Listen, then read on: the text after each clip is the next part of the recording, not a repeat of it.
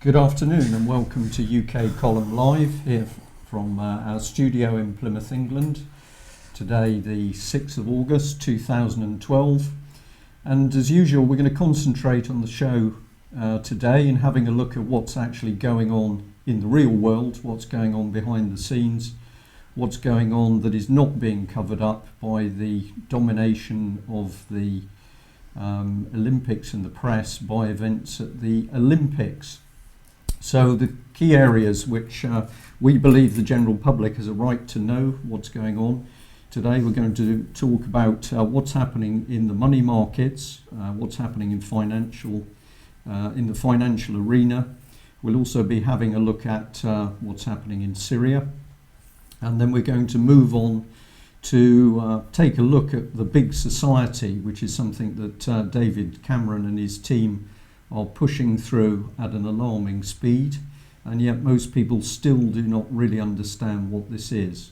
But before I pass you over to Mike, who's with me obviously in the studio, I'd just like to give a very warm welcome to Patrick Henningsen, who is joining the UK column team, and he will be giving video reports on a number of subjects. But today we should have a little film clip. We've lost the film clip, Mike, have we? Temporarily, yeah. Okay. Well, Patrick was recently in the studio here, and he was able to go on Russia Today to give a little report about what was happening in Syria and also Bahrain. We'd hoped to give you that report today, but unfortunately, due to some technical problems, we can't. So on that happy note, we'll move straight into financial issues. Mike, what have you picked up on that so far? Well, the first thing that I just wanted to cover was the amazing rally in the stock market. This came about at the end of last week as a result of the United States employment figures coming out, right. Where it was announced that 163,000 new jobs had been created in the United States, and this was perceived as being above what was expected. Right. But in fact, when you look at what was actually going on with U.S. Employment, CBS did an expose of this, and they discovered that in fact 195,000 jobs were lost in that period, but because of seasonal adjustments, which I suppose we could explain as fiddling the figures. Right. This amazing 163,000 new jobs was announced, and this created this huge rally in the stock market, which demonstrates absolutely that at the moment the stock market is totally sentiment based. It's not based on any real value of businesses. It's not representing any real value in the economy. It's purely people's opinion of the events, and so I suppose you could say that it was the job figures in combination with earlier comments from the Eurozone about everything would be done in order to save the euro.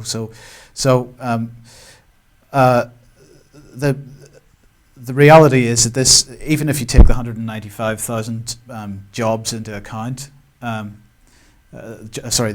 if there were 163,000 new jobs created in that period, which there weren't, the figures show that the correct figures, because obviously they release these figures one day and then they produce an update later on to say what the true figure was whenever they actually do some more adjustments. Yeah. So if you go back the previous 12 months, there've been something like 1.4 million jobs created in the US job market. But of course these are low quality, temporary or part-time jobs, similar to what's going on in the UK at the moment. No high quality productive jobs. It's all jobs which are, shelf stacking, coffee serving, this kind of low quality jobs. And so first of all, the number of new jobs that are created is not representative of what's actually going on in the economy, and it's certainly not representative of what the average inhabitant of the United States is experiencing. So I'm just trying to highlight the sort of the disparity between reality and what the money markets are doing. And of course, we've got these very serious events still going on with the money markets in Europe, which are absolutely not being reported by the mainstream press at the moment. Well, not at the moment, because everything's under the radar of the Olympics, but still, and I mean, not just in the Eurozone, because while the banking system continues to be in a state of collapse, of course, last week we also had this issue of Knight Capital in the United States. Right. Now, Knight Capital is a hedge fund. Most of the mainstream coverage of this was talking about the banking sector and how can banks lose so much money in so short a period of time. But of course, this was a hedge fund, which is a particular type of player in the markets. Yeah. They tend to be much riskier. And in this case, Knight Capital was trading in the markets at high speed, and basically it's all done by computer systems. So there should be human oversight of what the computers are doing, but ultimately there's no human interaction with the markets at all. So if you remember the traditional view of the trading floor with people on telephones shouting buy and sell and this kind of thing, or even throwing paper slips to each other, this doesn't happen anymore. And Knight Capital, in fact, is an example of a hedge fund where they've actually invested huge amounts of money in the technology, and they are even going to the extent of putting their own equipment in the computer room of the exchanges that they're trading with, in order to just try and get that millisecond faster response. Right. What sort of value are we talking about? How big is? Can you tell us how big this company is? Well, I mean, they lost $500 million in a matter of minutes. Right. And they basically bankrupted themselves. Now it's looking like they're getting a bailout. But just to give an impression of how quickly this happened for them, they rolled out a new piece of trading software, and when they switched it on, Zero Hedge, the website Zero Hedge, did a bit of analysis of the trades that were going on. And they reckon that there were 39 trades per second happening at that point. So these are, this was moving. This activity was actually moving the markets. Now, some of these trades have been rolled back, but that's really just the minority. And I suspect that what's actually, I can't say this for sure, but I suspect that what's actually happened is that where other institutions have been negatively affected by, big institutions have been negatively affected by this, the trades have been rolled back, but otherwise they're being left to deal with it. Right. So if we just bring this into context for people out there, we've got this. If we take Britain at the moment, we've got this situation where we're continually being told there is no money. We've got to be cutting back on all public services. We've got to be accounting for each pound supposedly in the public purse. So this is all being thrown at the general public at the moment, which is that we're in dire straits with money. We haven't got any money. We've got to be really cautious in how it's spent, and we step over a wall into these large investment banks and the trading and the hedge funds. And we've got people dealing with money as if it's water, basically. Well, let's understand what Knight Capital is. It is not a large investment bank. It is a small company that maybe, I don't know how many people it employs, but hedge funds doing this kind of trading can be anything from half a dozen people to a couple of hundred people. Right. So half a dozen people can sit in a room somewhere with a computer or a new computer program that they've created, and they've got access to markets where they can simply gamble 500 million. Well, the point is that's what they lost. Of course, the amount of money that they were gambling was much bigger than that. So it's other people's money, right. And basically they lost $500 million in the time that it took them to recognise that there was a problem and then switch the systems off. And of course, so many trades had happened in that time that it's practically impossible for them to actually roll but up. What's happened in this situation then impacts back on what's happening in the other money markets. Well, it does, but as well as that, what we've got to recognise is that increasingly pension funds and other instruments that we might invest in, which might be considered to be stable or less risky, are investing a proportion of the money that they have to invest in these kind of companies. Yeah. So the problem is that if you invest in a fund, or you invest in a bond, or you invest in a pension fund, you don't necessarily know how that, unless you're actually taking an active interest and reading the report, but you only maybe get an annual report on your pension fund, so you don't actually know what's happening on a day-to-day basis with that money. Right.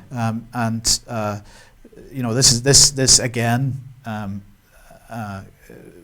sort of pushes the whole requirement for a Glass-Steagall type solution to the banking system, because it's so intermeshed that this kind of mistake, shall we call it, can have a devastating impact. So again, keeping this in simple terms, what you're really showing with Knight Capital is, here is an example of a small number of people playing with vast amounts of money to the extent they can lose 500 million, and this is what's really happening in the main heart of the money markets. It's gambling.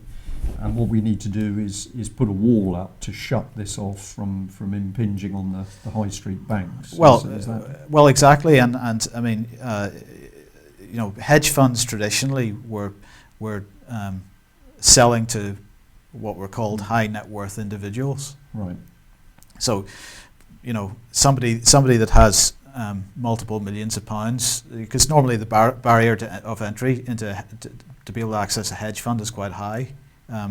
So it's people with multiple millions of pounds that are getting financial advice might be prepared to take, if they've got money to burn, they may be prepared to take the kind of risk that a hedge fund will, aim to provide higher returns. But really the question is, should our banks and should our pension funds be investing in this kind of activity? And I think the answer to that is no. So I think we absolutely need a complete separation. And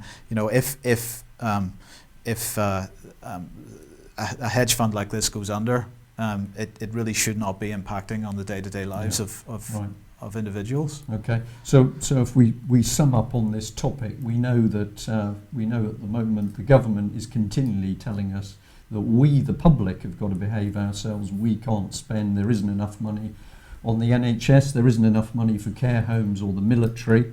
But in the background, we've got these banking fraternities who not only are handling billions of pounds, billions of dollars, but they're also gambling. And at the moment, they seem to be a law unto themselves.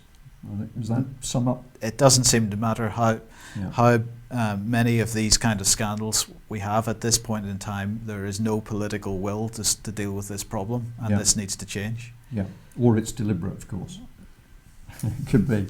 Okay, now we're also just going to touch on Syria a bit. Or have you got more on the financial? No, Syria is next indeed. Yeah. Well, I've just over the weekend I was just monitoring the mainstream press, and of course we see this thing that what are the newspapers full of at the moment is everything to do with the Olympic Games. We're focusing on the success of the athletes. Well, that's very nice, of course, and well done the athletes. But it does seem that in the background we've got some extremely sinister events going on. And at the moment we're seeing both UK politicians and American politicians absolutely ramping up the rhetoric against Syria. And there is only one objective that's coming through, and that is to achieve regime change. So what have you got specifically to comment on that? Well, Mike? I mean, we've been saying for a number of weeks now, making the point that the Syrian opposition is a terrorist organisation with major links to Al Qaeda, and that it's being financed or supported at least by Western governments. Yeah. Now, in the Mail on Saturday, they had an article telling us that Britain is equipping the Syrian rebels. They also mentioned that the SAS and the SBS are in Jordan, and that they're, as the Mail put it, they're slipping into Syria on various missions. We don't know what those are. But the opposition in Syria continues to behave like a terrorist organization, because again today they've bombed civilians. They've bombed. Well, they probably would consider it a legitimate target, but we've heard that phrase before. Yeah. So they bombed Syrian state television today.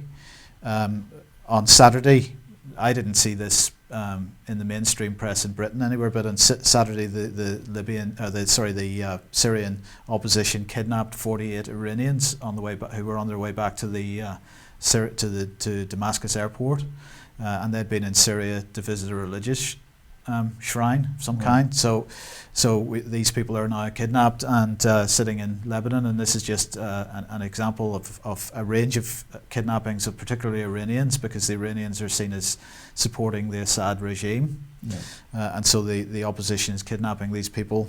Well, if I remember rightly, when Terry Waite and his compatriots were kidnapped in Lebanon a number of years ago, that was considered a terrorist event. Yes. But somehow it's not anymore.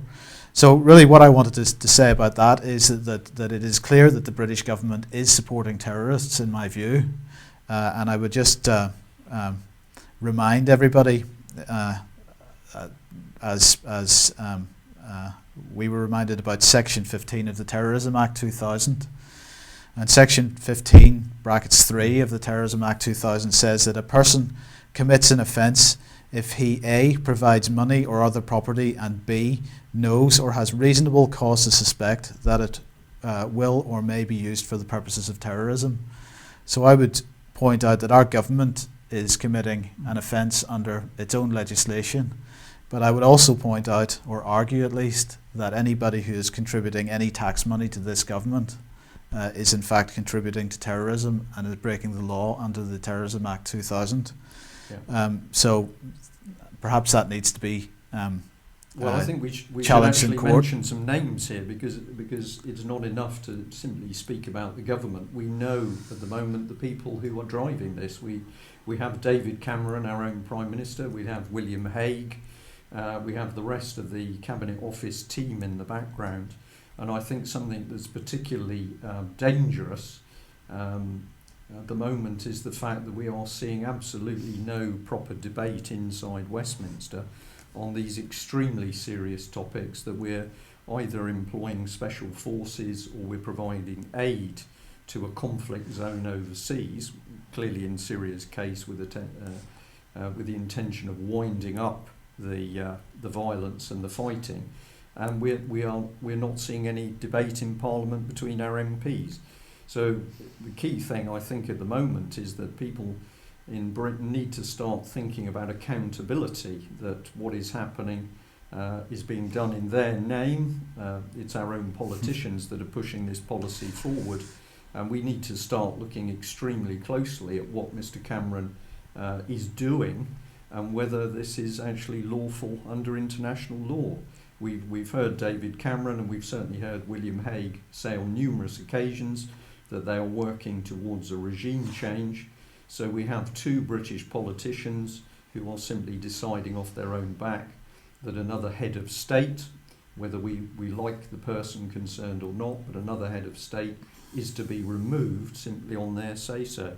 And there's a bit more that comes in here, Mike, because over the weekend some of the mainstream newspapers, I think it was the Telegraph, was reporting that the US has now said that US citizens can give money to the Syrian support group. The Syrian support group is openly saying that it is there to help all those who are fighting supposedly for a free Syria. But this, excuse me, this ultimately means that finances and thus weapons are going to come through to the Free Syrian Army. Yeah. So on the American side, we're clearly seeing the Americans now going flat out to help this rebel army, which has been created out of nothing. And the intention is exactly the same as with Egypt and Libya and Iraq, and that is to achieve this regime change. But it's incredible that nothing, absolutely nothing at the moment is debated in British Parliament, although the evidence is clearly overwhelming that we're now using special forces on the ground to help act against Assad. that's all correct, and Syria, the Syrian problem does threaten. Let's not pull any punches here. It threatens to spill out into just about every other country in the region, because we're looking at almost a Northern Ireland situation on steroids here, with all these surrounding countries having sectarian and factional splits. It's clearly going to spill over unless something is done about it to stop this pretty soon. I think what's clear is that President Assad has been warning that subversive elements were operating in his country, and he's been doing this now for a considerable number of months. Of course, this is not reported on British mainstream television or in the press, and the same goes with the US. But I'd just like to stress this word subversive, because whilst we've got these events happening overseas, if we take a look back in UK at the moment, we've also got some subversive activities taking place. And perhaps we should be saying to viewers and listeners today, when we carry on through the programme, but when you get to the end and you think about what we've broadcast today, perhaps there's some bits of a jigsaw beginning to build up here. I certainly think that what is happening in Syria is totally calculated, it's orchestrated. The aim is to get rid of Assad and to put a pro-US, pro-UK puppet in place, because that then provides the stepping stone for further increases in the aggression being shown against Iran. And in making that statement, we're in no way being squeamish about dangers from Iran, but what we're clearly not seeing on the international stage at the moment is the truth coming out about what Iran is actually doing, what the truth is about what's happening in this country, and what President Obama and David Cameron are doing in dark rooms. Okay. Well, the subject which I've chosen just to cover in the last 5 minutes. Can I just do one more thing before we? I just also wanted to mention from the Mail on Saturday. Right. This gentleman Keith Lindsay Cameron, who the Mail on Saturday called Britain's biggest whinger. Right. And basically, this man has been writing letters to David Cameron. Since March, I believe. Every single day he's written a letter criticising what the government is doing. Right. And the Mail is accusing this guy of being a whinger. And just before we go on to that, I just wanted to mention the legal maxim, qui tacit consentire videtur, which means he who is silent is taken to agree. And we constantly hear from people how writing letters to MPs has no effect, and that we shouldn't bother. Who can be bothered, because they don't listen to us anyway. The fact of the matter is, and we must start thinking about this, because if we stay silent about it, that is taken as our consent. Absolutely. And so I just want to applaud Keith Lindsay Cameron. I hope he's not related in any way to David, but unfortunately related. But I hope he's not. But I just want to applaud the guy and say we should all be making it absolutely clear in whatever way that we can that we are not happy with what government is doing. Yeah. Well, this is an important point. Perhaps we can steal a couple of extra minutes at the end of the show. We were a little bit late starting, so we'll try to go for our 30 minutes. But of course, this gentleman is showing that he's got some substance. He's staying on the case. And what we see and understand from all the people that contact us is that more people are waking up to the fact that things are very wrong in this country.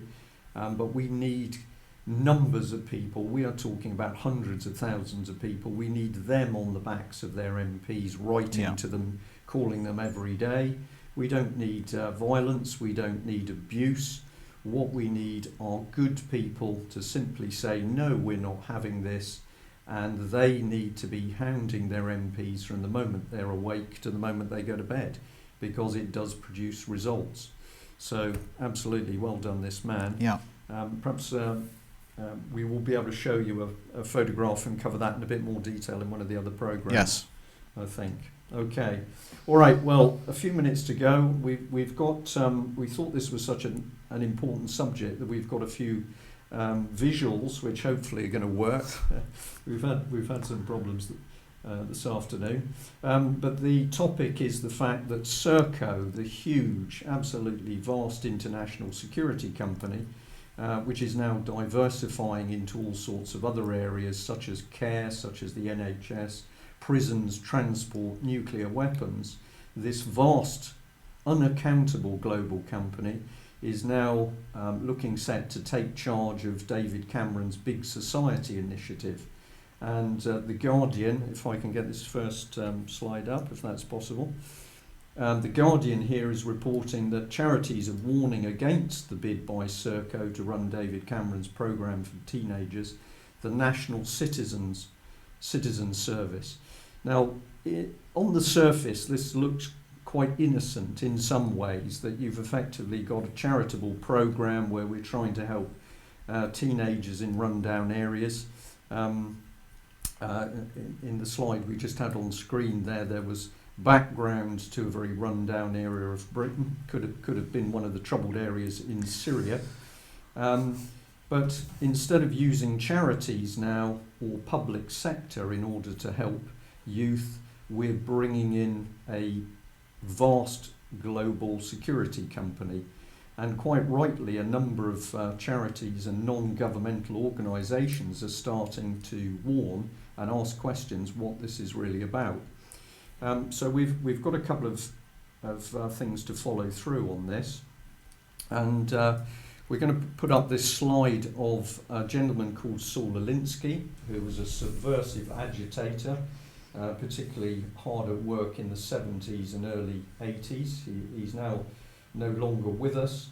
Why are we showing this man on screen today? We're showing Saul Alinsky on screen because this man absolutely set out to overturn Western democracies, to break down civil society in Western democracies in order to help implement a totalitarian regime. And what is incredible is that you can go and look up and research this man yourself. Don't believe what we're saying on UK Column Live this afternoon. Go and check this man out yourself. And then we can simply prove to you that the work of this highly dangerous and subversive radical is now being used by the mainstream parties in Britain. Now on the screen at the moment, we'll try and get this up so it's easier for you to see, perhaps on the website. But basically, this was a report from The Guardian dated June the 4th, 2010, in which it talked about David Miliband wanting to get 1,000 Labour Party activists into every area of our communities in order to produce change.